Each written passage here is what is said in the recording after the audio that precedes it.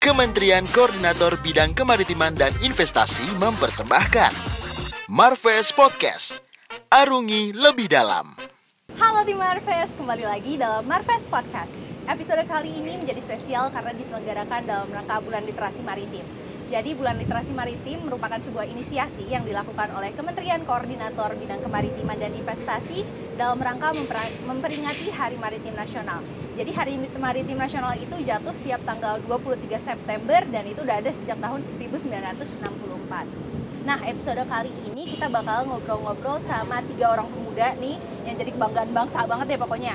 Ada dari Deputi Bidang Koordinasi Infrastruktur dan Transportasi, terus ada dari Deputi Bidang Koordinasi Pertambangan dan Investasi, dan juga Deputi Bidang Koordinasi Kedaulatan Maritim dan Energi. Tanpa berlama-lama, kita langsung aja kenalan sama 3 orang yang udah ada di samping Maura.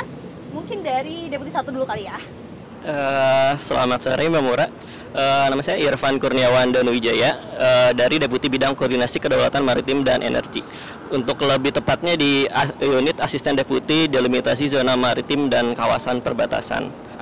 Sore Maura, saya dari Deputi Infrastruktur dan Transportasi. Kebetulan sebelumnya memang berkecimpung di Asdep Infrastruktur Dasar Perkotaan dan Sumber Daya Air, dan memang sekarang bagian Sekretariat Deputi. Hai, kenalin saya Hendra dari Deputi Investasi dan Pertambangan. Sekarang saya bekerja di unit Sekretariat Deputi, jabatannya Perencana Ahli Pertama. Oke, berarti mas-mas bertiga itu udah ada di Kemenko Marves sejak tahun 2018. angkatan pertama ya? Iya. Berarti pengalamannya udah banyak banget nih. Lumayan, 4 tahun. 2018 berarti udah 4 tahun dong. Iya, 4 tahun. Ya kan? Tapi kenapa sih Mas awalnya kenapa daftar jadi CPNS dan PNS? Awalnya ya, itu pertanyaan yang sulit dijawab sih sebenarnya. Itu pertanyaan wajib loh, Mas. Itu pertanyaan wajib ya. Jadi kalau normatifnya tentu untuk berkontribusi pada negara ya, tentunya. Tapi kalau pertanyaan ininya sebenarnya karena awalnya daftar kena coba-coba aja sih. Iseng-iseng berhadiah berarti? Iseng-iseng berhadiah terus tiba-tiba keterima, ya udah deh dilanjutkan saja. Oh gitu. Sebelumnya tapi emang bekerja di bidang pemerintahan atau gimana Mas? Kalau aku enggak, aku kerja dulu di swasta, di kontraktor sama konsultan untuk marine. Oh oke. Oke, kalau misalnya Mas Domi gimana Mas? Kalau saya itu masuk PNS itu, saya sih cita-cita sih pengen jadi dosen. Cuman begitu ada kesempatan pembukaan CPNS, ya udah saya daftar gitu. Dan langsung dapet ya? Ya, langsung dapat lah. Alhamdulillah. Kalau Mas Irfan gimana Mas? Untuk saya sebenarnya kurang lebih sama kayak Mas Hendra. Jadi karena ada pembukaan dan juga sebenarnya request juga sih dari orang tua untuk mencoba mendaftar di CPNS, karena sebelum-sebelumnya beliau request kepada saya cenderung nanti saja Bu, nanti saja apa gitu. Tapi terakhir akhirnya ya udah saya coba dan kebetulan alhamdulillah keterima di Kemenko Marves. Dan dulu juga waktu tes CPNS pertama kali ketemu sebenarnya sama Mas Hendra juga. Oh gitu, iya, jadi barengan ya? Daftar di BKN. Oke. Mulai daftar ya. Iya, dari daftar pertama. Oke, udah satu angkatan barengan dari awal lagi kan? Terus, tapi kalau misalnya di Deputi 1 tuh sebenarnya apa aja sih Mas hal-hal yang dihandle? Untuk Deputi 1 yaitu Deputi Kedaulatan Maritim dan Energi, sebenarnya ada, kalau secara unit ada 5 unit. Yaitu, tapi kalau sebenarnya secara umum itu dibagi 2, yaitu Deputi yang mengurus tentang kedaulatan maritim dan juga tentang energi. Untuk kedaulatan maritim ada yang mengurus tentang hukum, perjanjian, dan juga keamanan dan ketahanan maritim. Selain itu ada juga tentang navigasi dan juga mengurus keselamatan maritim. Dan tentunya yang di unit saya sendiri yaitu tentang delimitasi zona maritim dan kawasan perbatasan. Untuk di unit saya sebenarnya kurang lebih kalau disimpulkan dalam 2 kata itu sebenarnya mengurus tentang kewilayahan Indonesia. Selain itu, selain dari kedaulatan maritim, ada juga unit tentang asisten deputi energi yang berfokus pada mengurus tentang migas, tentang listrik, dan juga EBT, kurang lebih seperti itu. Okay. Kalau secara umum. Oke, kalau misalnya dari Deputi 3 gimana Mas? Kalau Deputi 3, Deputi Bidang Koordinasi Infrastruktur dan Transportasi, itu ada 5 Asdep. Yang pertama itu Infrastruktur Dasar Perkotaan dan Sumber Daya Air. Lebih banyak mengurus tentang infrastruktur pelayanan dasar lah. Kemudian ada Asdep Pengembangan Wilayah, itu lebih ke perencanaan pengembangan wilayah, suatu wilayah gitu. Kemudian Asdep Konektivitas, lebih ke terkait dengan infrastruktur konektivitas. Kemudian ada ASDEP industri pendukung infrastruktur, lebih ke bahan baku untuk pendukung infrastruktur. Kemudian ada ASDEP industri maritim dan transportasi, ya lebih kepada arah infrastruktur terkait dengan transportasi seperti itu. Dan juga memang ada tambahan lebih ke untuk infrastruktur untuk energi terbarukan, mungkin seperti mobil listrik dan ya mungkin baterai listrik seperti itu. Oke. Kalau misalnya Mas Domi itu sekarang di sebelum ada pindah-pindah sih, beberapa kali pindah unit. Kemudian yang terakhir itu di teknis di ASDEP infrastruktur dasar perkutan dan sumber daya air, lebih banyak terkait dengan infrastruktur untuk pelayanan dasar seperti itu. Oke.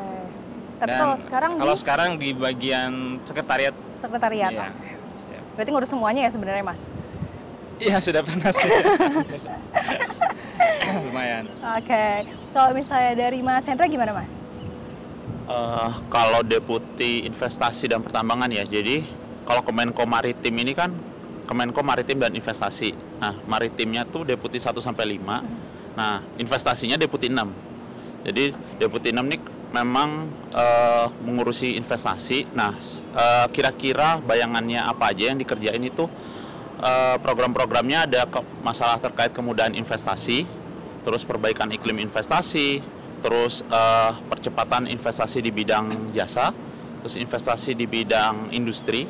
Jadi ada investasi industri farmasi, ada industri EV ya, terus industri logam. Nah, terus habis itu ada juga tentang kerjasama investasi pemerintah dan badan usaha. Ini termasuk salah satu pendanaan alternatif ya, investasi alternatif.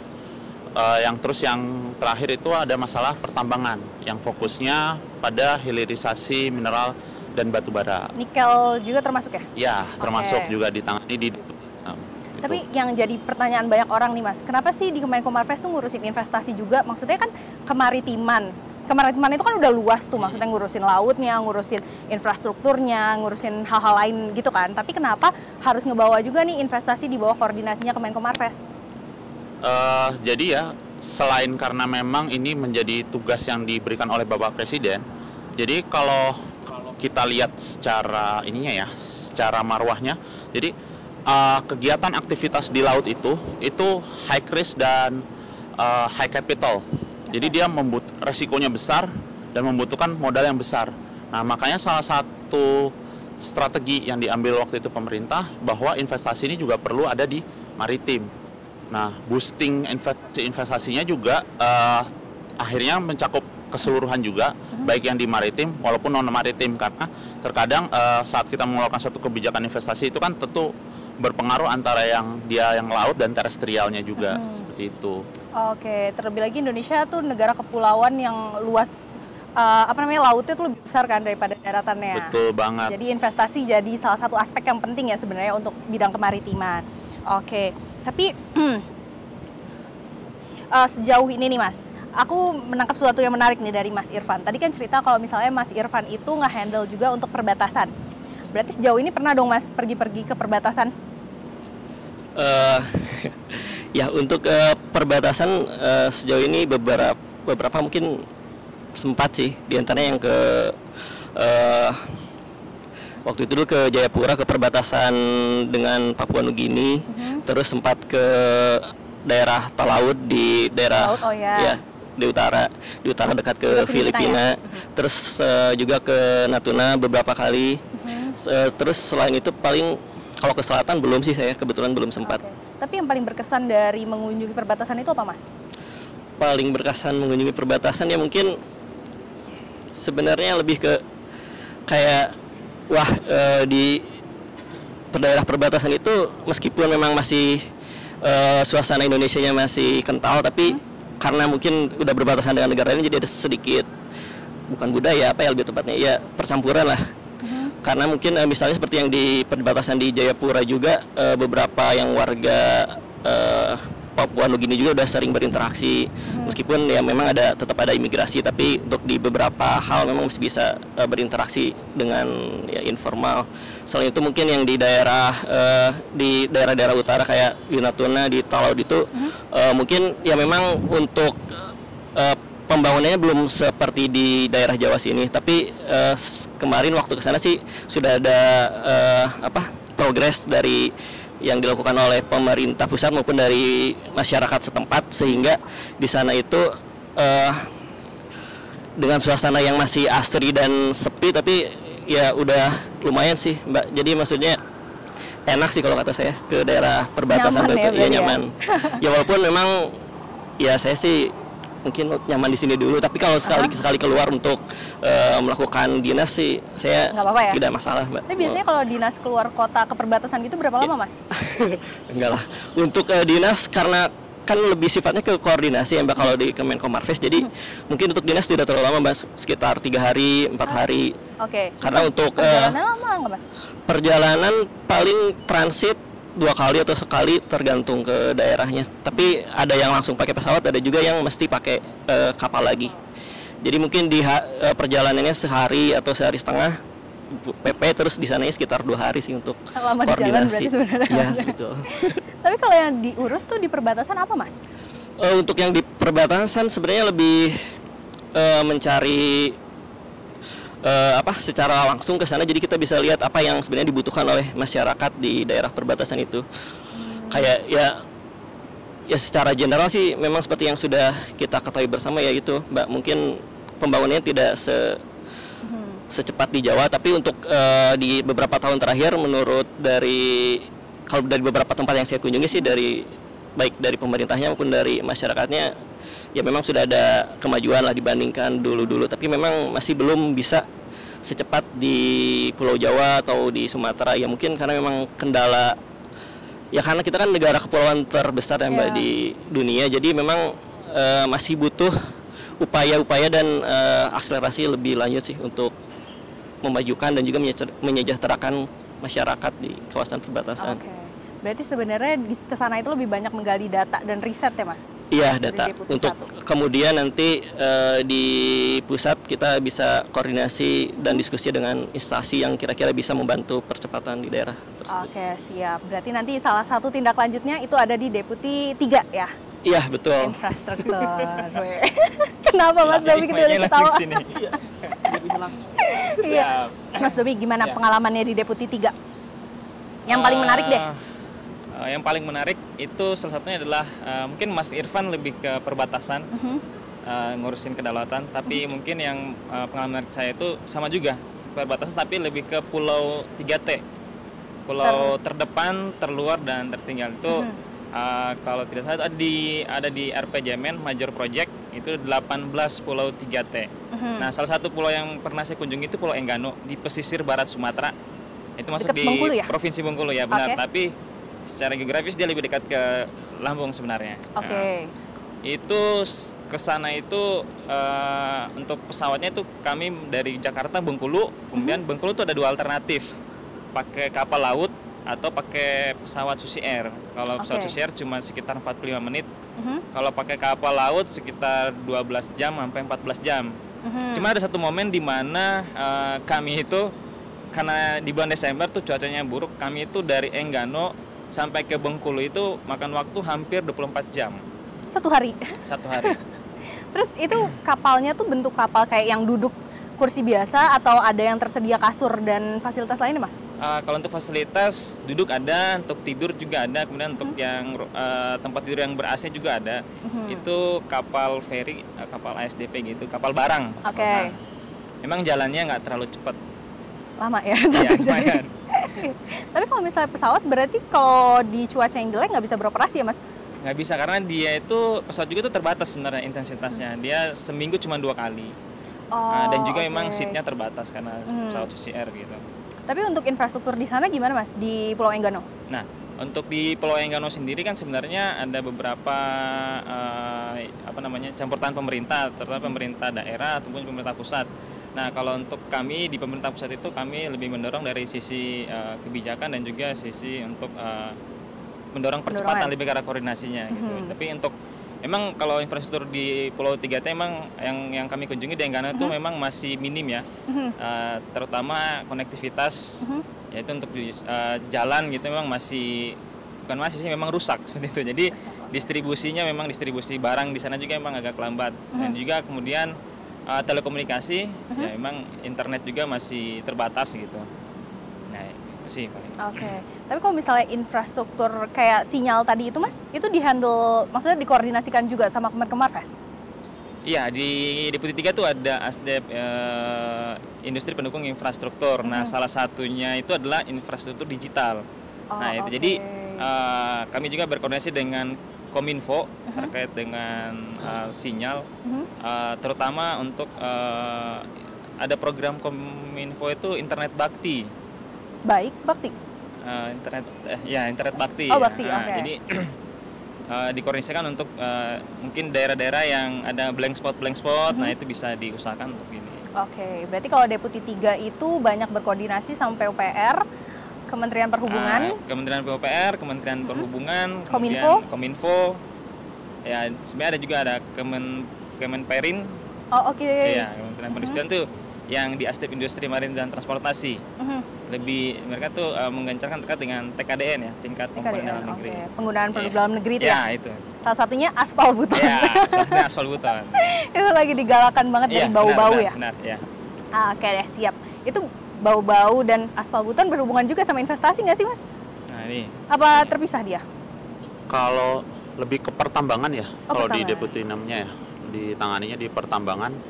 Kalau mungkin lebih banyak fullnya memang di Deputi 3 ya, yang untuk ngurusin aspal beton itu. Kalau di Deputi 6 lebih general ke pertambangan nikel, terus pertambangan peti perak, itu pertambangan rakyat dan pertambangan ilegal ya, tata kelola. Jadi tata kelola pertambangannya secara umum. Terus sama hilirisasinya, bagaimana gimana caranya supaya kita nggak ekspor lagi nih bahan-bahan mentah gitu. Kita nggak ekspor kayak nikel atau bauksit dalam bentuk tanah gitu. Ya, kita ekspornya udah dalam bentuk NPI atau bentuk nugget seperti itu, atau biji logamnya seperti itu. Lebih ke sana sih kalau Deputi 6. Oke. Isu yang lagi hot di Deputi 6 apa Mas? Banyak. Deputi 6 lumayan banyak ya. Saking banyaknya bingung. Kalau yang lagi hot sih pastinya kalau yang rutin ya, yang selalu kita iniin masalah hilirisasi mineral tadi, itu yang EV, terus industri prioritas. Industri prioritas itu apa Mas? Salah satunya nih yang lagi kita kerjakan adalah investasi industri hijau. Nah, jadi tren dunia kan sekarang harus net zero karbon, green gitu ya? Green lah ya, harus net zero karbon, harus less karbon dan yang kita gimana cara mengurangi emisi karbon. Nah, salah satu yang sekarang lagi dibangun itu adalah kawasan industri di Kalimantan Utara yang dia basically berwawasan hijau. Jadi energi yang dipakai itu energi yang non fosil, kayak pembangkit listrik tenaga surya sama air PLTA hidro ya. Nah, jadi si industri ini itu akan membawa konsep bahwa energi yang mereka gunakan itu untuk green, dan industrinya juga industri yang akan lebih green. Kayak contohnya hidrogen, industri hidrogen. Nah, itu lagi gencar banget di Deputi 6 untuk dikerjakan. Selain itu juga beberapa hal ya, seperti masalah inflasi juga sempat lah kita kerjain dikit-dikit lah. Kalau inflasi. Karena di masa-masa sekarang ini ya. Iya betul, karena itu pengaruh banget ke iklim investasi kayak gitu. Berarti sebenarnya kalau misalnya bahas soal energi baru terbarukan dan green, apa tuh sebutannya? Green industry. Berarti berhubungan juga sama Deputi 1 ya? Betul. Energinya di Deputi 1 ya. Tapi lebih banyak dihandle sama siapa Mas? Kebetulan karena dia mainnya lebih masalah pembangunan investasinya ya. Jadi kan kita masih stage awal nih. Stage awalnya adalah dia gimana investasinya settle, gimana konsep investasinya itu baik ya dan mudah. Nah, itu makanya masih di Deputi 6. Nah, biasanya seperti itu. Kita pasti kolaborasi kok sama Deputi 3, Deputi 2, Deputi 4 gitu. Pasti pertamanya awalnya di Deputi 6 dulu karena investasinya masuk dulu nih. Settle dulu. Baik dan tata kelolanya oke, baru nanti dioper ke deputi lain. Gitu. Tapi untuk pembangunan kawasan industrinya itu ditargetkan akan selesai kapan Mas? Kalau untuk kawasannya ya, kalau saya nggak salah itu akhir tahun ini akan ada groundbreaking lagi oleh presiden ya. Terus abis itu ditargetkan mungkin sebelum 2024 kita udah ada industri atau tenan yang udah mulai beroperasi di sana. Oke, berarti cepat juga ya berarti prosesnya itu? Harus cepat. Siap. Tapi gimana sih Mas, dari Mas Irfan, terus Mas Domi sama Mas Hendra, gimana sih perasaannya bisa kerja di Kemenko Marves dengan segudang pengalamannya yang dirasakan gitu selama kerja di sini?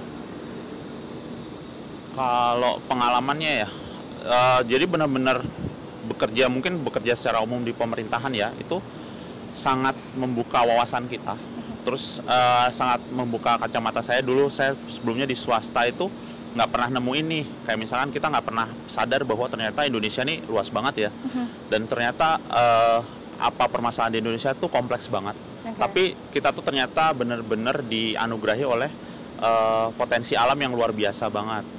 Nah makanya kalau kayak di investasi itu sebenarnya apa ya, yang kita coba ramu sekarang, pemerintah coba ramu tuh sebenarnya udah ada, barangnya udah ada, cuman kita memberikan sedikit sentuhan, sedikit kebijakan, polesan untuk supaya ini barang ini bisa cepat jadi aktivitas ekonomi yang bernilai tambah lebih besar gitu, yang nantinya akhirnya menyerap tenaga kerja, membuat penerimaan negara lebih besar gitu, membuat kesejahteraan bagi daerahnya seperti itu. Nah itu sangat-sangat membuka banget mata kita waktu dikerja di pemerintahan. Oh ternyata seperti ini tuh. Oke, kalau misalnya dari Mas Domi gimana Mas? Kesan pesannya bekerja di sini? Kesan pesan kerja di Kemenko Maritim sudah 5 tahun. Terutama seru ya. Dan juga memang di sini budaya kerjanya memang lebih cepat dan juga membuka sama kayaknya kita membuka wawasan, artinya melihat suatu masalah itu tidak hanya secuil saja, tapi tidak secara parsial, tapi memang harus secara integrasi, secara holistik. Jadi permasalahan itu tidak bisa diselesaikan hanya sepotong-sepotong. Jadi bisa secara keseluruhan dan juga yang penting sih lebih ke kolaborasi. Jadi dari banyak instansi, kolaborasi antara pemerintah pusat, kemudian ada pemerintah daerah dan juga ada swasta. Jadi kolaborasi itu penting untuk membangun bangsa Indonesia ini. Kalau misalnya dari Mas Irfan gimana Mas? Mungkin kalau dari saya sih lebih ke kerja di sini itu stres tapi asik sih. Oke. Stresnya ya banyak banget nih. Ya karena ya mungkin yang pertama karena kebetulan background saya sebenarnya sama dengan unit kerja saya itu nggak nyambung sih. Mas tuh apa backgroundnya? Saya backgroundnya dari teknik. Sementara di unit saya sebagian besar itu lebih tentang hukum dan hubungan internasional. Jadi waktu pertama-tama sih saya sempat kaget juga. Apalagi waktu itu kan waktu awal-awal belum ada staf lain sehingga langsung ke Pak Asdep. Jadi ya kami, tapi ya setelah setahun 2 tahun ya mau nggak mau dengan teman-teman saya lama-lama jadi bisa nggak bisa sih Mbak. Jadi harus adaptasi mau nggak mau. Harus adaptasi Mbak. Ya tapi ya sejauh ini sih alhamdulillah dengan bimbingan dari teman-teman, dari atasan, sehingga saya ya sedikit demi sedikit ya mulai ngerti lah apa itu UNCLOS, apa itu hubungan antar negara, perjanjian, dan juga ya mungkin sedikit cerita kalau misalnya ada, saya ambil sampel aja dua isu yang paling nempel lah kalau di saya. Mungkin yang pertama itu tentang perluasan landas kontinen. Kan Indonesia dengan jumlah laut 6.400 km persegi itu sebenarnya bisa menambah hak berdaulat di landas kontinen. Kebetulan saya salah satu isu utama yang saya pegang itu. Dan kebetulan tahun 2019 saya ikut dari mulai survei di Samudra Pasifik sampai kemarin sidang juga di PBB di New York. Sehingga ya saya kan dulu nggak kebayang lah gitu anak teknik bisa tiba-tiba ikut sidang di PBB ngapain. Terus kemudian yang satu lagi mungkin tentang ya ICE Forum sih, karena ya meskipun saat ini memang masih sebagian besar di Deputi 1 yang handle, tapi kedepannya sih dengan Archipelagic and Island State ini, Island States Forum dengan 47 negara pulau dan kepulauan, ini itu sebenarnya ya milik bersama, milik Kemenko Marves, milik Pemri, sehingga Indonesia sesuai dengan amanah dan keinginan Pak Presiden di tahun 2014 14, okay. tentang Poros Maritim Dunia. Ini adalah salah satu proses pengujamantahannya itu. Jadi pemimpin dan juga Poros Maritim Dunia itu sih sebenarnya. Okay. Jadi udah sesuai banget tuh sama konsep dari Bulan Literasi Maritim yang kita adakan tahun ini. Jadi tahun ini tagline kita adalah Maritim Tangguh Indonesia Kuat, yang sebenarnya berupaya untuk mencapai ambisi kita bersama visi Indonesia di tahun 2045, yaitu untuk menjadi poros maritim dunia. Nah, sekian untuk podcast hari ini. Makasih banyak Mas Irfan, Mas Domi, dan juga Mas Hendra atas kesediaannya untuk ngobrol-ngobrol santai di podcast Marves kali ini. Semoga tim Marves bisa memetik pelajaran dari adanya podcast ini. Tim Marves jangan lupa untuk terus saksikan Marves Podcast yang tayang di YouTube Kemenko Marves maupun dari Spotify Kemenko Marves. Dan see you next time. Bye-bye. Selamat Hari Maritim Nasional tahun 2022 yang ke-58. Maritim Tangguh, Indonesia Kuat.